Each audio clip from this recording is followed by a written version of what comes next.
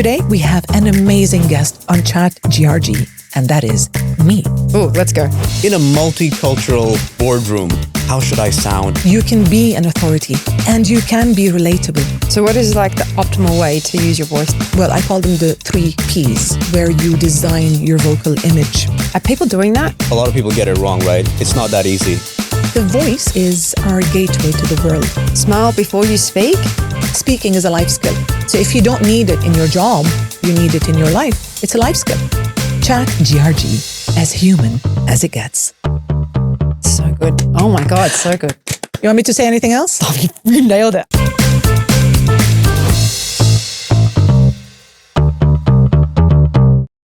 Today's guest is Maya Sarji, a voice expert that speaks 4 languages. Today, she's going to teach us all the tips and tricks of how to utilize our voice in the workplace to be more effective, influential, and to build great relationships. Maya, thank you so much for coming on the show. A voice performance expert. We're going to talk all things vocals in the workplace, from building relationships to creating more influence, and really just overall, how do we interact and communicate better with each other? I wanted to start with the basics. Why is the voice such a powerful tool? First of all, thank you for having me. It's a pleasure. The voice, our voices, is our gateway to the world because we use our voices to communicate. We use our voices to create relationships, to create rapport with people. So it's our gateway, and it's a very important tool, and it's a tool that is underestimated. We don't think about how we use our voices. We don't care our voices. It's a tool that is, I'm not often abused. We use our voices all the time. We need our voices all the time. We rarely stop to think how to take care of our voices, how to look after our voices, and how to use our voices correctly. And why don't we think about using our voice? Do you feel like we just comes naturally when we speak and we don't really think about perspective or the other person's receiving what we're saying? It comes naturally to us. We take it for granted. And we don't know, a lot of people are not aware that the voice is like any machine. It needs to be serviced. You need to look after your voice. It's like any other part of your body. If you have a leg issue, for example, you go to the doctor, you get it checked out, you rest. So the voice is the same thing. You need to rest your voices. When do you rest your voice? You minimize the amount of talking. And you take vocal naps, by the way. Yeah. Oh. You take vocal naps from time to time. For example, a university lecturer or a school teacher, let's say, you need to take vocal naps every couple of hours. You need to make sure that you don't speak for a good 10, 15 minutes. You need to rest your voice, and you need to find alternative ways to communicate. And, when I train teachers, for example, you need to find alternative ways to communicate with the students for the sake of your voice. So no yelling in class to establish control, move around, come closer to them. Don't just stand at the end of the class and yell because you're damaging your voice. And you need to look at other ways to grab the students' attention. There are correct practices, positive, good practices, and bad practices. And a lot of people are not even aware of that. For example, whispering is a very wrong practice. Oh, what do you mean wrong practice? If you've got a sore throat, or if your voice is hoarse, for example, people think that whispering is good. It's bad because it damages your vocal cords. So this is one very bad habit. We all know that screaming is bad. Yelling is bad, but whispering is as bad as yelling. So this is one of the examples where we say, I've got a bad, whispering today. I can't speak. This is bad. This is abuse to the vocal cords. That's so interesting. Can you talk to me about the levels? Because you spoke about loud and then you got kind of whispering and soft. Is there a kind of a level or tiers in terms of our voice? Because we see in the workplace, a lot of people saying, oh, I've got a soft voice. I can't be very assertive. That's just how I am. Right. Our vocal cords are very specific and unique to each one of us. So we've all got a different structure when it comes to vocal cords, and we all use our voices differently. So the entire mechanism, the diaphragm, diaphragmatic breathing, how we form the sounds, how we project our voices, and also how we articulate when we speak. So we've all got our normal speaking voice range, and the easiest way to identify is if you say, Oh, let's go. That is your normal indicator. That is your normal speaking voice. Normal speaking voice. That is where you should be. I'm going to try it, and then you can try it, Etisalat. Let's go. All right. Oh, you did it for me. That is the correct pitch. That is where you should be. That is your normal speaking voice, and that is where your vocal cords are most comfortable. That's your normal speaking voice. That's your normal speaking pitch. So interesting. But look, I mean, building on that, the reason why people wouldn't be too conscious of it is because they think, oh, this is God given. Mhm. This is what I have, and hence, what can I do with it? How much more can I do with it Mhm. beyond the natural? Yes. So, is there hope for people in terms of, okay, look, I've got a voice which is like this, or it's not good, or I don't like my voice. Mhm. What can they do? I had a client the other day who told me, I have a sad voice. I said, A what? A sad voice. A sad voice. What's a sad voice? There is nothing as Okay. there is no such thing as a sad voice. And I said, there is no such thing as a sad voice. You just don't know. You just don't know how to use your voice. It's as simple as that. So it's like a car. Your voice is like a car. You need to know how to operate the machine, how to operate the car. So we've got different vocal qualities, vocal timbre, Mhm. and that's fine. But there is no such thing as a sad voice or a boring voice. It's all about vocal variety and the dynamics and how you use your voice to express yourself with the right emotion and tone. So there's definitely always room to improve the way you speak. Changing the voice, we can alter the voice, or we can change it, we can modify slightly. But that comes with a lot of practice and a lot of exercises. If you want to move your voice, if you talk about ranges, for example, or pitch, if you want to move it from one place to another, it's a long process. It takes a lot of training and musical training, but we can definitely work on the way you use your voice, and that is what matters. So the vocal timbre is one thing, but how you use your voice to your advantage to communicate, to convey the message you want effectively, that is what we work on. So what is like the optimal way to use your voice to communicate effectively? The optimal way to use your voice is for you to know, well, I call them the 3 Ps. Okay. And that is where you design your vocal image. And that needs to happen before every vocal interaction, before every speaking interaction, be it a meeting, be it an interview, be it a presentation, a pitch, a town hall. So the first thing you need to do is you need to establish the purpose. Why are you speaking today? What is the purpose? Do you want to educate? Do you want to entertain? Do you want to influence? So the purpose will establish the voice direction. Okay. Now, the second P is perception. How would you like to be perceived? Would you like to be perceived as an authority? Would you like to be perceived as confident, as assertive, as authoritative? That design, the second P talks about the emotional tone in your voice. And the third P is persona. So which part of me is speaking today? Is it the coach? Is it the expert? Is it the peer? Is it the colleague? Is it the friend? So all these 3 need to work together because they will help you identify your vocal image, how you want to appear. We always prepare what to wear to create an impression, but preparing your voice and dressing up your voice is equally important because every interaction is different and your use of voice changes according to the purpose, to the perception, and to the persona, how you want to come across, to the vocal image, how you want to be perceived. Wow, that's so interesting. I never even thought about the vocal image at all. Are people doing that? Do you see this region paying attention to their vocal image? Rarely. I get a lot of people who say, this is the way I speak. The challenge with speaking is you need to be versatile. So you can never call yourself a good speaker unless you are versatile and you are able to wear different speaking hats for different occasions.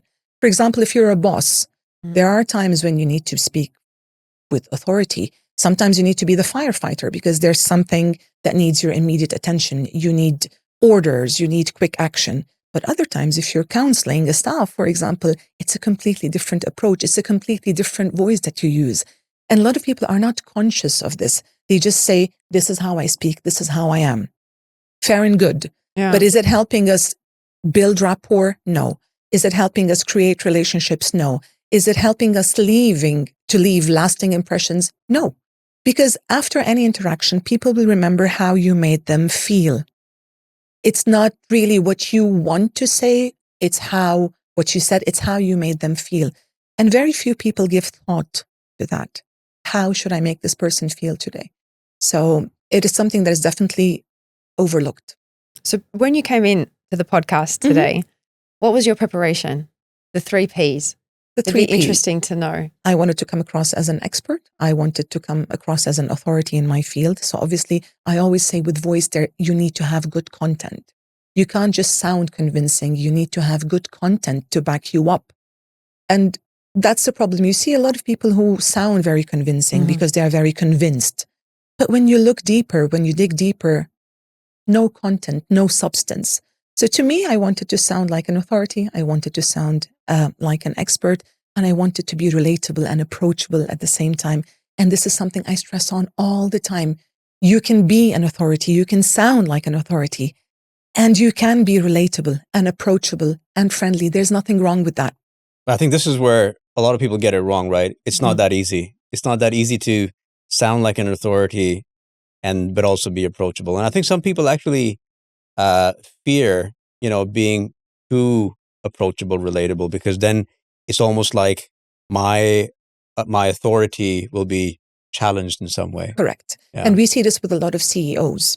And I always say this when I do CEO training, when I do C-level training, any speech, any engagement, you want your staff's buy-in. And that's very important. You want their support. You want them to do what you want them to do, not just because they fear you, or not just because of your authority or your position. You want them to do it because they would want to do it.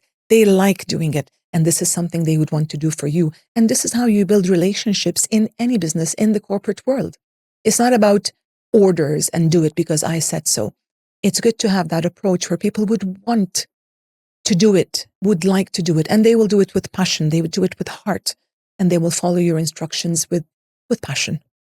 So what are some techniques that you would tell a CEO to change if they're going to, let's say, do a town hall or a meeting amongst all of his team members? The first thing I would do, the first thing I would say to him is smile. Smile. Uh-huh. Did you ever think of that? No. No. Smile. Okay. Smile before you speak? Before, during, because a smile will calm you down. It will relax, it will calm down your nerves. And a smile is a universal language. And like I said, this will not eat away from your authority. This will not eat away from your professionalism. It will get people's buy-in. And it's a universal language. Smiling before helps because it puts you in a positive mood.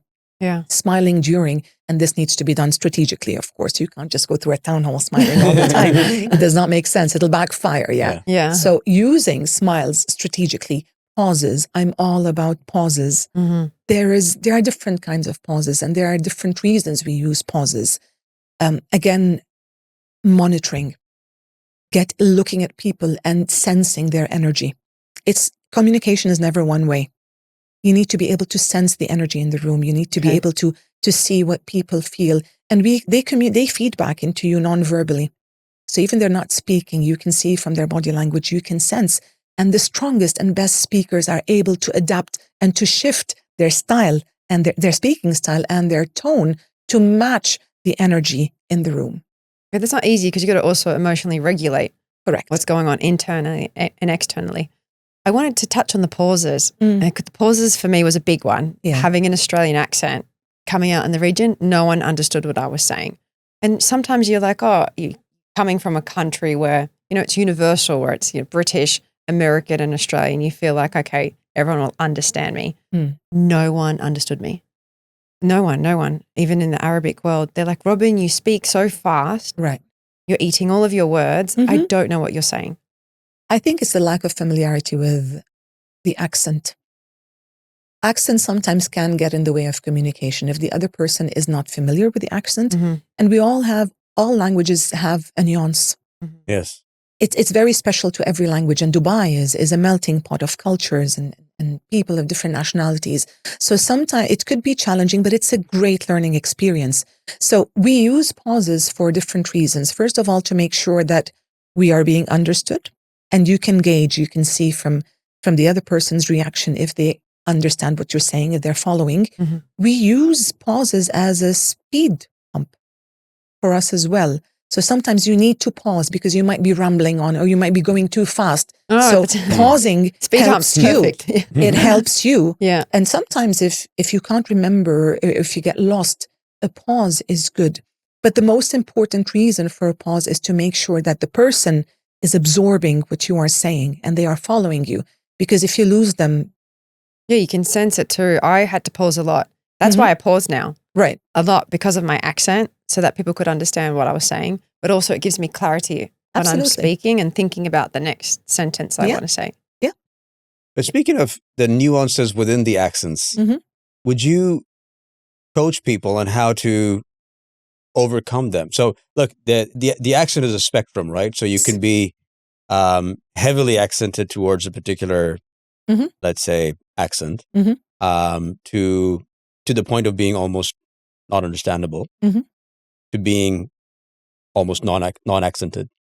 So is there certain things that that like a European could do, or a South American person could do, Spanish, Indian, Mm. Chinese, things that they could do so that they could become less accented? Accents are great. Mhm. I love accents because they're very special, they're very unique, and they say a lot about us as people, about our heritage, about our culture. Accents are perfectly fine as long as they do not get in the way of clarity. So it's okay to have an accent as long as you're being articulate and clear. The minute you start mispronouncing words, this is where we have an issue.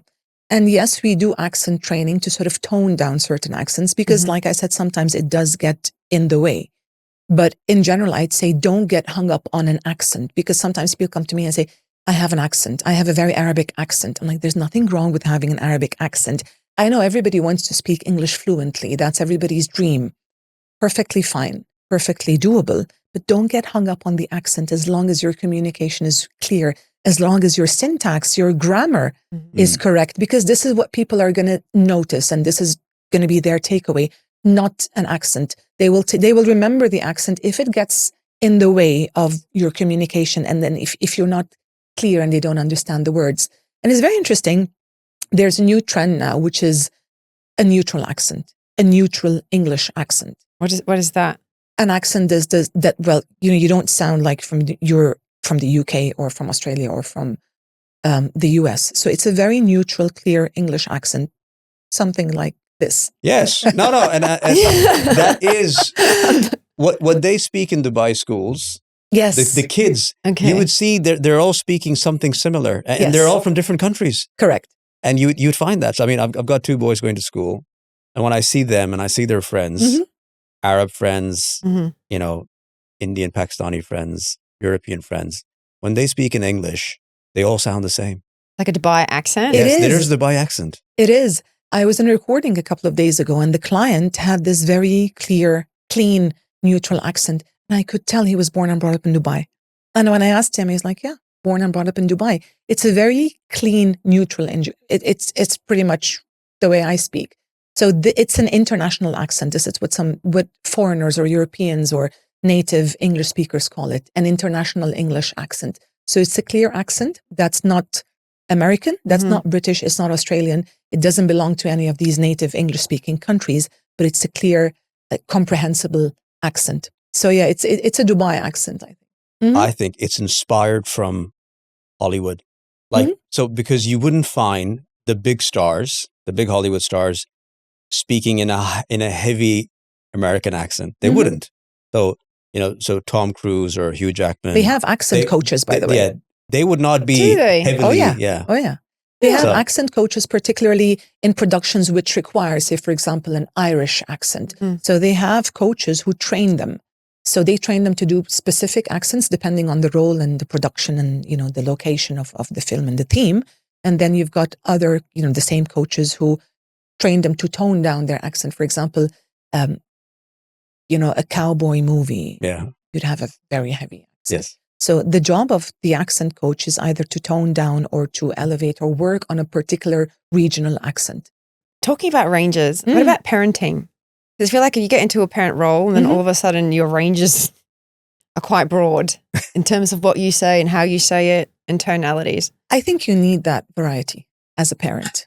You can't just be talking to your child, for example, if he's about to cross the road. Oh, darling, careful. There's a car. Doesn't work. Darling, careful is, if he's at home about to do something that, but if he's going to cross the road, careful. So you need that vocal variety because the dynamics reflect different things. They reflect urgency. So you cannot reflect urgency by being calm and composed all the time. And a child needs to learn this and needs to understand this from a very young age, because they will grow up speaking like that. And if you notice, a lot of children grow up speaking like their parents. Yeah, they mirror their behavior. They mirror their behavior, and they're conditioned. They hear this at home. So that's how you speak at home. So they grow up picking up the habits subconsciously. So you need vocal variety in anything. Even as a parent, as a mother, there are times when I'm like, I don't do them. I do it. Like I said, if there's an emergency or something that requires quick action, but they need to sense it. They need to sense it, because this is real. Because once they step into the outside world, not everybody's going to be talking to them like that. Yeah. And so how do we receive the way that people speak to us? It's interesting because people have different ways of expressing themselves and different ways of speaking. And I think we need to keep an open mind. And I always say, when it comes to communication, it's the intention of the person that is more important. And this is what I teach my children. If somebody says this to you, does he really mean to upset you? Or is he saying it the way, for example, the choice of words? And that's another thing. I see kids who say, I hate this, I hate you, I hate that. The choice of words. Why do I want to why would I allow my child to use the word hate? That's a very strong word. Yeah. And parents need to understand that these words, they grow with the children. So for example, the word hate is a no-no, because no matter how nice you are, and no matter how you change your tone of voice, you can't just tell somebody, I hate you. Hate is hate. Yeah, okay. Hate is hate. It's a bad word. So sounds psychotic. Yeah. And not everybody is a communication expert, and not everybody has that talent or skill. Not everybody understands the weight of these words. Not everybody understands the impact of your vocal delivery. So I always teach my kids to take it with a pinch of salt, and always try and look beyond what is being said to you. What is the intention? Is this how they normally speak? Is this coming from a very good friend? He probably did not mean it. He probably did not mean to upset you or to harm you. And I think we're very good at being reactive. The minute you hear somebody say something you don't like or that does not match. But we're different. We come from different backgrounds and we say things differently. And let's not forget that people translate from their language. And this is a challenge in Dubai. People just translate. Most of us are not native English speakers. We use English as the main mode of communication, but the main language. But a lot of people are not native English speakers, and they translate word to word from their language. And that becomes, if you don't keep an open mind, and if you don't see what is behind what is being said, and you understand the culture, the background, and even the sounds. Some people speak, they come across as being aggressive with the way they speak. They don't mean to. That's how they speak their native language, their mother tongue. For example, us Arabs are very it's heavy. Yeah, that's how we are. So Arabs might come across as being aggressive because the ta, a lot of throaty sounds. So once you and that's how they're stereotyped in Western media, right? Like, it's heavy in a negative way. Yeah, they're fighting. No, they're not fighting. That's how they speak. That's how we talk. That's how we talk. Because when I grew up in Australia, we grew up on the countryside, and we had friends coming over that were Australians. Yeah, they're like, "Why are your parents arguing all the time?" Yeah, they're not. I'm like, no, they're actually having a very nice conversation. Yeah. They're actually having a romantic exchange. Yes. It's this sounds. It's this sounds that you grew up with. Everything you can change, you can adapt, you can learn new sounds. They're all sounds. It's mechanics. So in a multicultural boardroom in Dubai, and you're at a manager's conference of with 20 other people sitting, and you think, okay, this is my chance, make an impression. So it's my turn to speak, or I need to participate. What advice would you give to those people? That how should I sound, and what tonality, what level of bass? Great question. How should it be? The first thing, you need to make sure you are clear and articulate.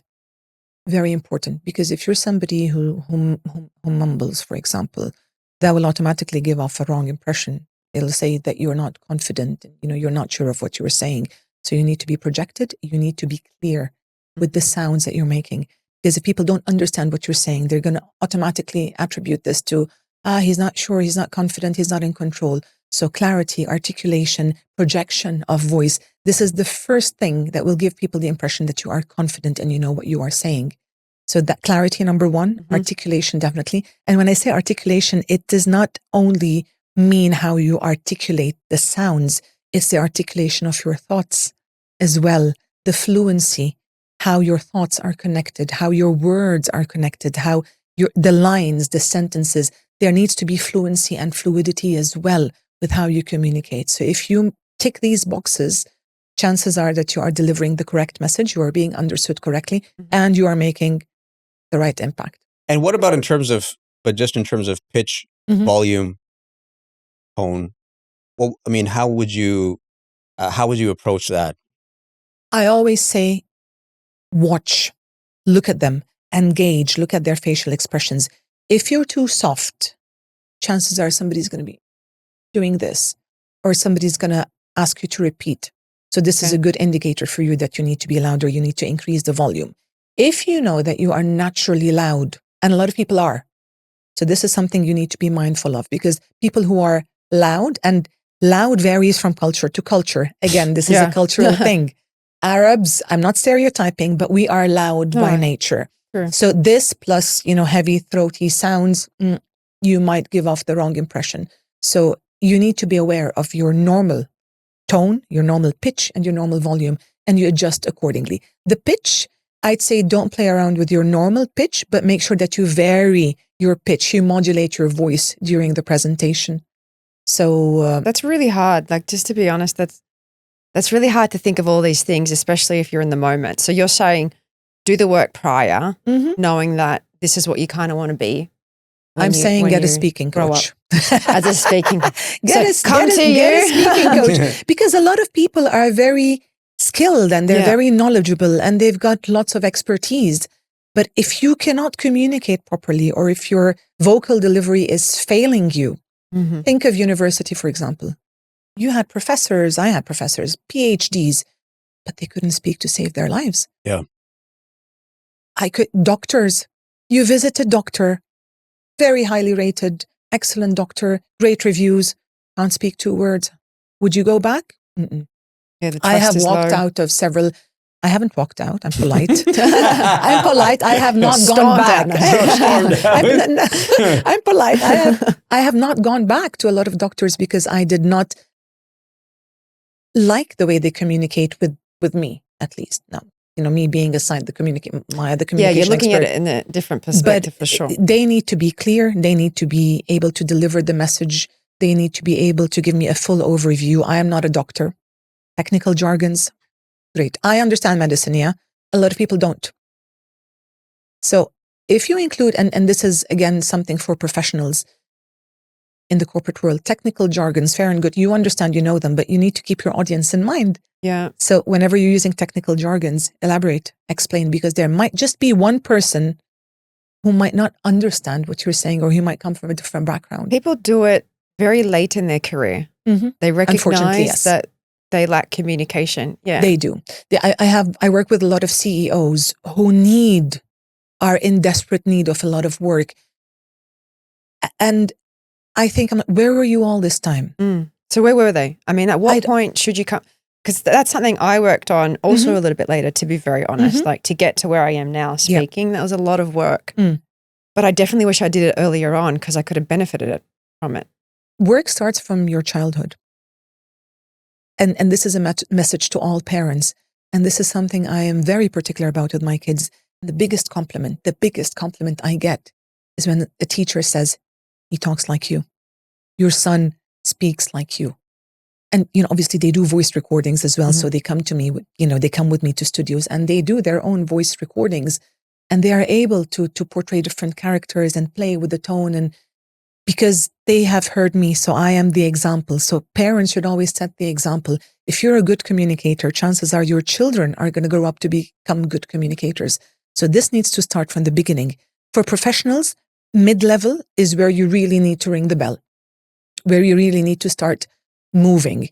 And a lot of people come to me because they are aware that there is a promotion in the horizon. So they come to me for a crash course, and I do interview preparation, for example. I've got an interview, and this is, a big position, and I've got all the technical expertise. I've got all the experience. I just don't know how to speak. And we can give them a crash course, but confidence in speaking is something that you develop bit by bit over time. Practice, right? Absolutely, absolutely. And the good thing with when you're coaching people is it's customized and it's tailored for you. So more of transformation, less of information. We can all get information off the internet. All of us, we can watch videos and we can read and educate ourselves. Fair and good. But not everybody has the talent to sort of gauge or benchmark their progress. So once you go to a public speaking and a voice modulation expert, this person is going to tell you where you stand and where you need to be. Mm-hmm. And it needs to start early on in your career, because remember, you're building impressions. You're building an impression, you're building a profile all this time. So it's not only the quality of your work, it boils down to even, how you communicate with your colleagues. Yes. And people forget that sometimes. You might be a great achiever, target sales, but you just can't get along with your colleagues. Would you qualify to be the next manager? Probably not. Exactly. Well, there's some people do get placed in leadership roles that are performing well. They do. And that's where they struggle. They do. A lot of people today they understand that being a good speaker gives you a competitive advantage, a huge advantage. And we see more and more people saying, I need help, I need to be trained. And the reasons are different. Sometimes I had a housewife, a mother, who wanted to speak at her daughter's graduation ceremony. So she had seen, the year before, her daughter is a very high achiever. So she wanted to give that speech because she knows her daughter is a high achiever, and chances are that the daughter is going to be giving the speech. And what happened the year before is, the mother of the previous. So she wanted that. She's like, train me. I want to make my daughter proud. Oh, that's lovely. The motives are different. Everybody has a motive, but in the corporate world, it's mostly the higher you climb up the leadership ladder, the more important it becomes, because as a leader, you don't just do strategy. You lead, you communicate. So, you'll see in companies, and the most obvious example is when you look at the IT director, right? Where the staff is all very technical and this and that, right? But the IT director, this is the one person in that department who's very well spoken. He may not know the technical stuff that his staff knows, like they do at the actual work, but because he can speak to everybody else in their language, Yes. He can break it down for them. He does not need to know the nitty-gritties. Yes.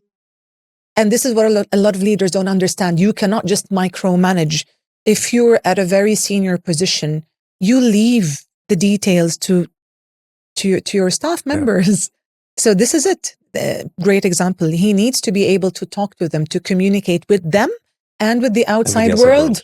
Yes. With clients, because he's the face of the company or the department. Everybody else, and IT people are normally very IT oriented, Yes. They're in their own world. Yeah. Accountants, finance, accountants, again, the world is all numbers. And so, again, speaking is a life skill. So if you don't need it in your job, you need it in your life, with your friends, with your family, with your spouse. It's a life skill. Oh, Maya, I love this. We really need to all train our vocal image. Oh, yes. And I love the tips that you've given about having the purpose, perception, and persona. Mm-hmm. Honestly, lots good to memory. think about. Yeah, yes. good memory. Going to come prepared to the next meeting. Lots of nuggets for everyone. Thank you so much for having me. For coming in. It was Thank you so wonderful much. And very insightful. Thank you. What an episode. I learned so much, even for myself, that I'm going to take away and apply in our next episode. So be sure to keep watching and follow us on our social channels, YouTube, TikTok, and Instagram. See you next time.